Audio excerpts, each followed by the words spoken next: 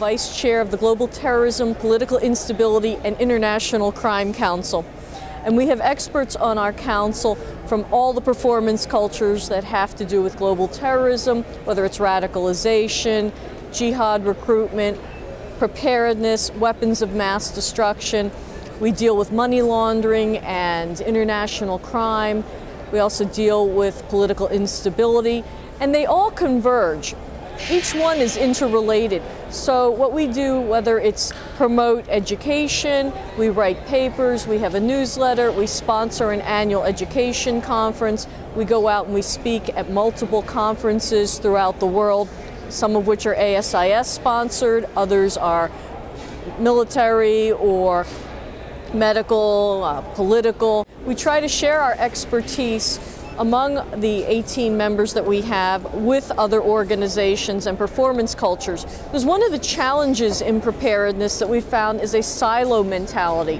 We all look at preparedness or terror or transnational crime through the prism of our own expertise. But we all know these are multiple layers and it requires multiple disciplines to solve the problem.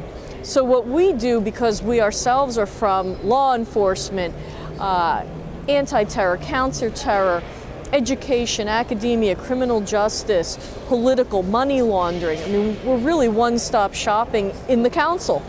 Are you finding this new body of knowledge is continuing to develop? It is, in fact. That's an excellent point. You know, when people, for example, let's talk cyber threats.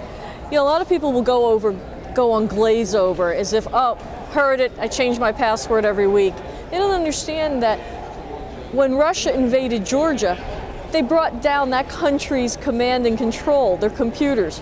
The Israelis are probably behind Stuxnet and slowing down Iran's oil and nuclear capabilities. We shut down Iraq's command and control. I believe 20 terabytes of information were stolen from the Pentagon. Our intellectual property is being stolen.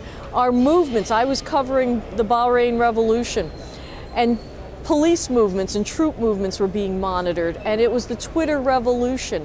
We are so beyond birthdays and passwords.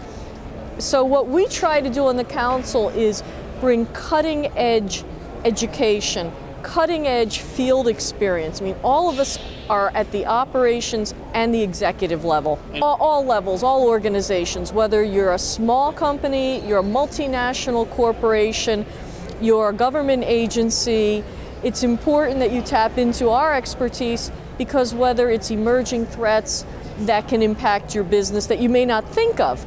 And that's our job on the council, to look at best practices, to look at emerging threats, to look at new ways to handle old problems or new problems that our adversaries, whether they're jihadists, industrial espionage, competitors, criminals, or other entities that are trying to disrupt what we do.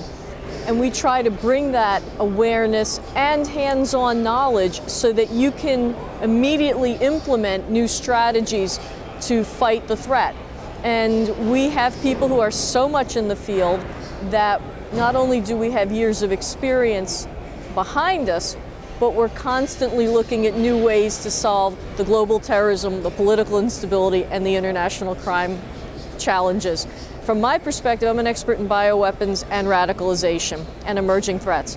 So, for example, when I was on the Arabian Peninsula, what really got them concerned wasn't necessarily the Twitter revolution or what's going on in the Gulf, but dengue in Jeddah was costing them a fortune.